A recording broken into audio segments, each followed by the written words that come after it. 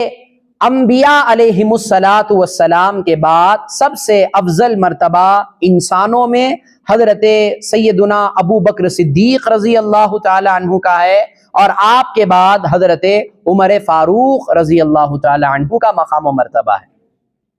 یہی اہل سنت و جماعت کا عقیدہ ہے، یہی عقیدہ امام اعظم ابو حنیفہ کا ہے، یہی عقیدہ سیدنا غوث العظم دستگیر رضی اللہ عنہ کا ہے، یہی عقیدہ ائمہ اہل بیت اطہار کا ہے، یہی عقیدہ جملہ صحابہ کا ہے۔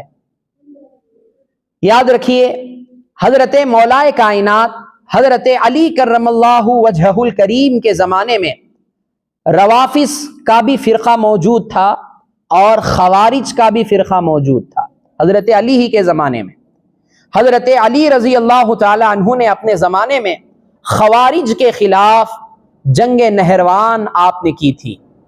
خوارج کہتے ہیں کہ جن کے دلوں میں اہل بیت اطہار کی دشمنی ہو، جو اہل بیت سے بغض و عداوت رکھے اور صحابہ سے بھی صحیح محبت نہ رکھے، اور روافض انہیں کہا جاتا ہے جو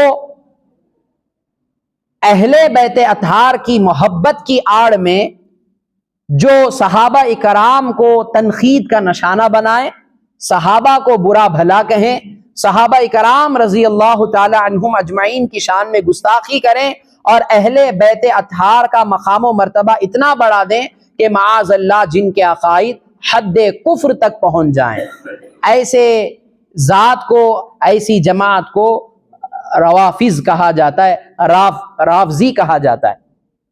جب یہ بات معلوم ہوئی تو حضرت علی رضی اللہ تعالی عنہ کے زمانے میں یہ جماعتیں موجود تھیں، اور حضرت علی رضی اللہ تعالی عنہ نے اپنی پوری زندگی ان سے آپ لڑتے رہے اور حق بیان آپ کرتے رہے، کیونکہ حضرت علی خود حق پر ہیں اور حق حضرت علی کے ساتھ ہے۔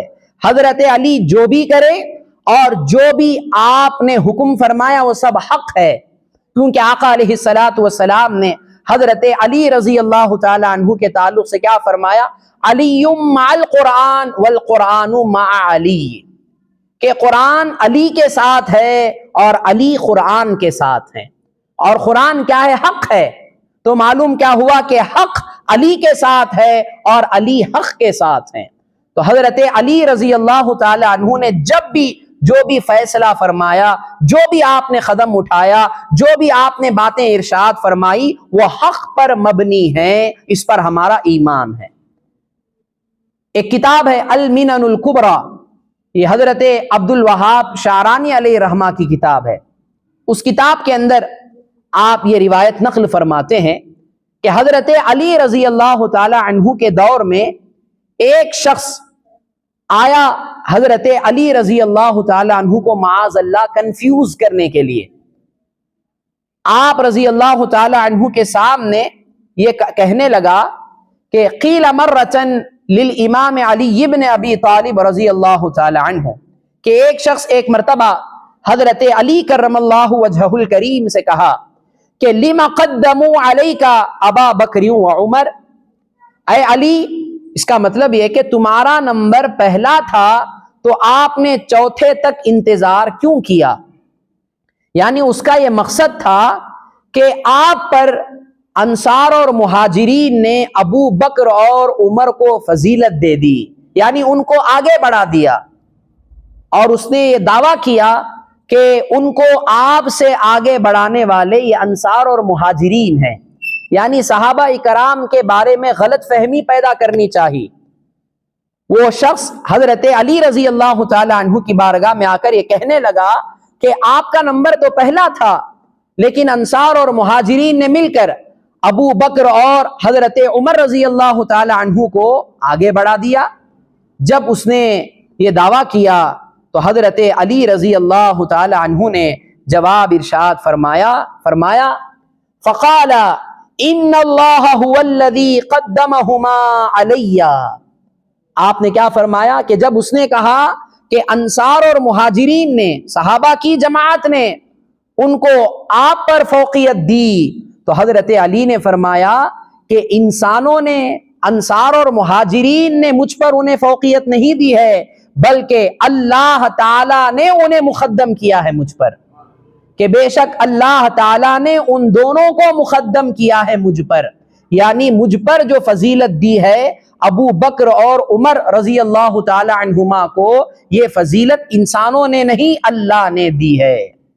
تو فضیلت اللہ نے دی ہے، یہ تعلیم حضرت علی رضی اللہ تعالی عنہ دے رہے ہیں۔ اور صرف ایسے ہی آپ نے نہیں دیا، بلکہ آپ نے اس فرمان کے بعد اللہ تبارک و تعالی کے کلام مجید میں سے ایک آیت بھی دی پروف کے طور پر۔ آپ نے فرمایا لقولہ تعالی وَلَا تَرْكَنُوا إِلَى الَّذِينَ ظَلَمُوا فَتَمَسَّكُمُ النَّارُ۔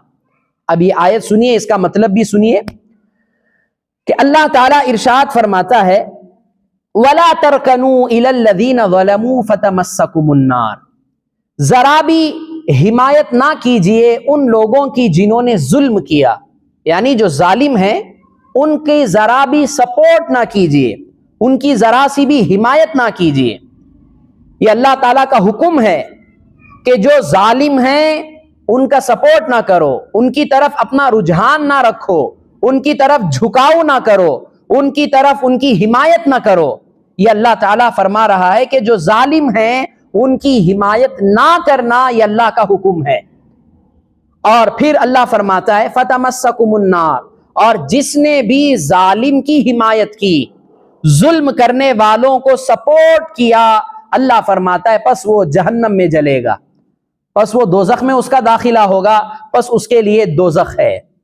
یہ اللہ رب العزت کا فرمان ہے جو حضرت علی رضی اللہ تعالی عنہ نے دلیل کے طور پر اس شخص کے سامنے یہ کہا اور یہ فرمایا کہ تو اپنا ریکارڈ درست کر، اپنا عقیدہ درست کر کیا، یعنی ان کو جو مجھ پر تقدیم ہے، مقدم ہیں، وہ مجھ سے افضل ہیں، یہ فضیلت اللہ نے انہیں دی ہے، نہ کہ انصار اور مہاجرین نے۔ پھر یہ فرمانے کے بعد آپ نے فرمایا وَقَدْ رَكَنَ رَسُولُ اللَّهِ صلی اللہ علیہ وسلم إِلَىٰ أَبِي بَكْرٍ وَعُمَرٍ تَزَوَّجَ ابْنَتَيْهِمَا۔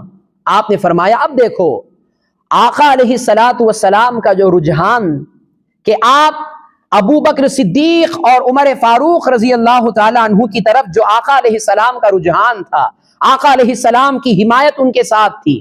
اگر وہ ظالم ہوتے، معاذ اللہ، اگر وہ دونوں ظالم ہوتے تو قرآن کی اس آیت کی روشنی میں کبھی آقا علیہ السلام ان دونوں کی حمایت نہ کرتے۔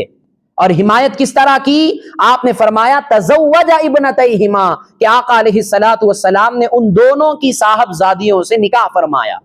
حضرت ابو بکر صدیق رضی اللہ عنہ کی صاحبزادی سے بھی آپ نے نکاح فرمایا جو حضرت ام المومنین عائشہ صدیقہ رضی اللہ تعالی عنہا کی ذات ہے، اور حضرت فاروق اعظم رضی اللہ تعالی عنہ کی بھی صاحبزادی سے آپ نے نکاح فرمایا۔ تو حضرت علی فرماتے ہیں کہ آقا علیہ السلام کی جو حمایت رہی، جو سپورٹ رہا، جو حمایت آپ نے حضرت ابو بکر اور عمر کی وہ کیا کی کہ آپ نے ان دونوں کی صاحبزادیوں سے نکاح فرمایا۔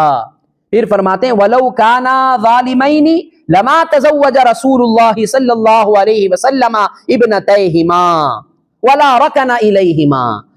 یہاں حضرت علی سمجھا رہے ہیں نہ صحابہ ظالم ہیں معاذ اللہ، نہ حضرت ابو بکر صدیق، نہ حضرت عمر فاروق ظالم ہیں۔ اگر یہ ظالم ہوتے تو قرآن کی آیت کی روشنی میں آقا علیہ السلام کبھی ان کی حمایت نہ کرتے، نہ کبھی ان کی صاحبزادیوں سے نکاح فرماتے۔ یہی حضرت علی درس دے رہے ہیں۔ تو معلوم کیا ہوا کہ اگر ان کو ظالم مانا جائے تو معاذ اللہ یہ بات رسول اللہ تک جا پہنچتی ہے۔ تو اس لیے حضرت علی نے یہ عقیدہ دیا ہے کہ اہل سنت و جماعت اور اہل اسلام کے لیے یہ ضروری ہے کہ وہ حضرت صدیق اکبر اور فاروق اعظم کو حضرت علی سے مقدم مانے، اور یہی اہل اسلام کا عقیدہ ہے اور یہی حضرت علی کا پیغام ہے۔ تو لہذا یہ عقیدہ ضرور ہمیں اپنانا چاہیے، کیونکہ یہ ضروری ہے کہ تفضیل الشیخین، یعنی شیخین سے مراد حضرت ابو بکر صدیق ہیں اور حضرت عمر فاروق رضی اللہ تعالی عنہ کی ذات مبارکہ ہے۔